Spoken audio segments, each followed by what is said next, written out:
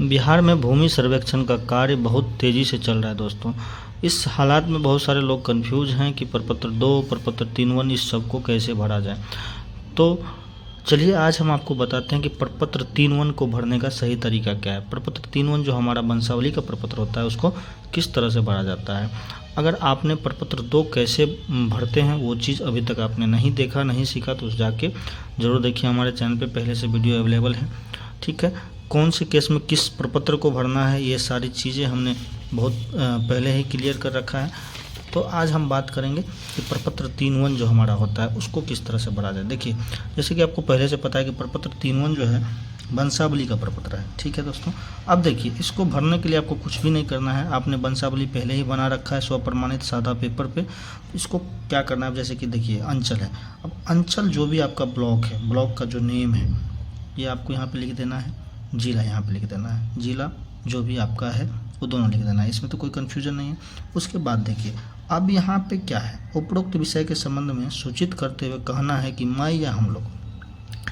अब जैसे अगर मान लीजिए आपके का खतियानी ज़मीन है और आप अभी 3 भाई हैं और तीनों भाई संयुक्त खाता खुलवाना चाह रहे हैं, या 5 भाई भी हो सकते हैं, जितना भी हैं आप लोग, अगर संयुक्त खुलवाना चाह रहे हैं तो प्रपत्र 2 भी आपने एक साथ भरा होगा, एक ही फॉर्म पे सबका नाम लिखा होगा।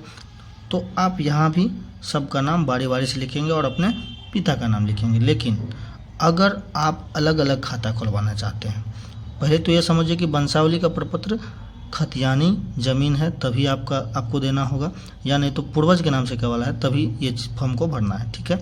अगर आप अकेले मतलब कि अलग अलग खाता खुलवाना चाहते हैं खतियानी ज़मीन के लिए, तो आप अपना नाम लिखिए। मान लीजिए आपका नाम सुरेश है, ठीक है, आप यहाँ पे सुरेश कुमार डाल दिए, ठीक है। अब आपके पिता का नाम महेश है, आपने यहाँ पे महेश यादव कुछ भी आप जो भी नाम रहेगा डाल दिए, ठीक है। तो ये इतना से आपका हो गया। अगर आप संयुक्त खुलवाना चाहते हैं, मान लीजिए आपका 2 भाई और है और संयुक्त खुलवाना चाहते हैं, तो दूसरे भाई का यहाँ पे नाम दीजिए, तीसरे भाई का दीजिए, पापा में यही हो जाएंगे। लेकिन अगर आप अलग अलग खुलवाना चाहते हैं तो आप अपना नाम खुद लिखिए, हो गया।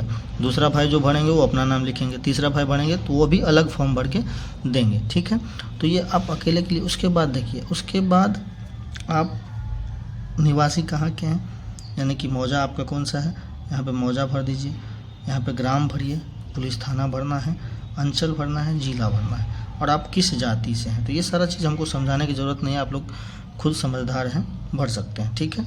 उसके बाद है ने भूमि, जिसका विवरण आवेदन के साथ संलग्न प्रपत्र 2 में अंकित है। मतलब क्या कि ये भूमि जो है, ये वंशावली का प्रपत्र जो है, आप उसी केस में भर रहे हैं जब आपका खतियानी ज़मीन है या पूर्वज के नाम से केवाला है।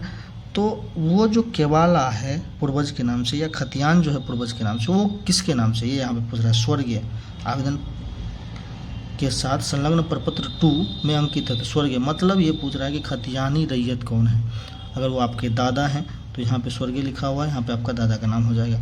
अगर वो आपके परदादा हैं तो परदादा का नाम यहाँ पे लिख दीजिए। या हो सकते हैं वो आपके पिताजी भी हों, अब पिताजी नहीं जीवित हैं, उनके नाम से खतियान है या केवाला है, तो यहाँ पे उसका नाम आपको दर्ज करना है, ठीक है, स्वर्गीय के आपके पास। अब उनके पिता का नाम क्या है, मान लीजिए कि जो भी आपका खतियानी रैयत था या केवालगी रैयत था, उनके पिता का नाम क्या है, उनके पिता का नाम यहाँ पे अंकित कर देना है, ठीक है। उसके बाद उन ग्राम क्या है, उनका राजस्व ग्राम क्या है, अंचल क्या है, वो सारा चीज़। अब यहाँ पे जमाबंदी संख्या जो कि आपको रसीद पर होता है, रसीद का जमाबंदी संख्या यहाँ पे लिख दीजिए, ठीक है। उसके बाद यहाँ पे प्रविष्ट थे कि खतियान है या केवाला है, वो भी यहाँ पे लिख देना है। उसके बाद खाता संख्या क्या है, मान लीजिए खाता संख्या 42 है, खेसरा 520 है, वो लिख दिए। रकबा कितना है, 10 डिसमिल है, वो लिख दिए, ठीक है। उसके बाद लगान कितना लग रहा है, तो वो चीज़ अगर आपको पता है तो वो भी आप यहाँ पे डाल सकते हैं, ठीक है। तो यही सारा चीज़ आपको प्रपत्र 3(1) में भर देना है। साथ ही यहाँ पे याचिकाकर्ता मतलब आपके नाम से खाता खुलेगा। आप अगर मान लीजिए सुरेश हैं तो यहाँ पे सुरेश का सिग्नेचर हो जाएगा, ठीक है। तो ये हो गया प्रपत्र 3(1). इसके साथ एक छोटा सा फॉर्म ये भी है। तो अब देखिए इसको भरना कैसे है। तो वंशावली के आधार पर प्रत्येक उत्तराधिकारी का दखल शेड्यूल जो आप बनाए होइएगा, तो शेड्यूल में आपने तो लिख दिया अलग अलग, अब उसी शेड्यूल को यहाँ पे इस पर चढ़ाना है। सेम टू सेम शेड्यूल को आप यहाँ पे चढ़ा दीजिए, यानी तो प्रपत्र 2 जैसे आपने भरा, जो भी ज़मीन पे आपने दावा किया, तो सेम चीज़ आपको यहाँ पे कर देना है। अब जैसे कि मान लीजिए रैयत का नाम सुरेश, ठीक है, सुरेश जो भी है, पिता का नाम महेश, अस्थाई पता आपका जो है, यानी कि यहाँ पे आपको ग्राम लिखना है, पोस्ट लिखना है, थाना लिखना है, ठीक है, जिला लिखना है, पिन कोड लिखना है, जो भी है वो सारा चीज़ लिखना है। खाता खेसरा रकबा, अब मान लीजिए आपका 3 खाता में 10 रकबा में ज़मीन है, तो 3 खाता लिखेंगे, मान लीजिए 42, 45, 56, ये 3 को खाता हो गया। इसमें रकबा खेसरा अलग अलग होगा, रकबा अलग अलग होगा, थोड़ा दूर दूर लिखिएगा, साफ साफ लिखिएगा, इसमें नहीं हटेगा। 2 फॉर्म भरिए, 3 फॉर्म भरिए, 4 फॉर्म भरिए, उससे कोई दिक्कत नहीं है, बट साफ साफ लिखना है। तो इस जो प्रपत्र है, ये जो हमारा फॉर्म है, इसमें आपको प्रपत्र 2 आपने जैसा भरा उसी तरह से इसको भी भर लेना है, ठीक है। यहाँ पे जमाबंदी संख्या अगर आपने रसीद कटवाया होगा तो आप उसमें दिख जाएगा आपको, तो वो सारा चीज़ आपको भर लेना है, ठीक है।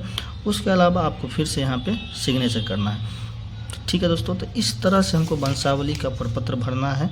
वंशावली 3-1 का प्रपत्र इसी तरह से भरा जाता है। अब इस चीज़ को लेकर कंफ्यूज नहीं होइएगा कि हम वंशावली दे रहे हैं तो वंशावली का प्रपत्र क्यों भरे। देखिए, वंशावली आपने दिया, वहाँ पे वंश वृक्ष बना के दिया, ठीक है, लेकिन ये वंशावली का प्रपत्र है कि आप उसी के वंशज हैं और आप अलग दावा कर रहे हैं, यानी कि अलग आपका खाता खुलेगा, संयुक्त नहीं खुल रहा है, अलग खुल रहा है।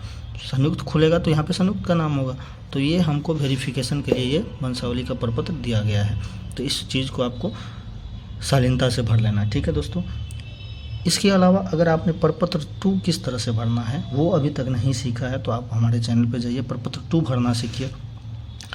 और एक चीज़ और है कि प्रपत्र 2 किसको भरना है, 3-1 किसको भरना है, ये हमने बहुत सारे वीडियो में क्लियर किया है, बट अभी भी आपको कन्फ्यूजन है तो हमने वीडियो पहले से ही डाल रखा है, तो उस वीडियो को जाके देखिए, ठीक है। कोई भी कन्फ्यूजन होता है तो हम भी इस विशेष सर्वेक्षण का पार्ट हैं, आप हमको डायरेक्ट कमेंट कर सकते हैं वीडियो के नीचे, मैं आपके हर एक कमेंट का जवाब दूंगा, ठीक है। कोशिश करूंगा कि प्रैक्टिकली जवाब दूं। तो आशा करते हैं आपको प्रपत्र 3-1 भरना समझ आ गया होगा।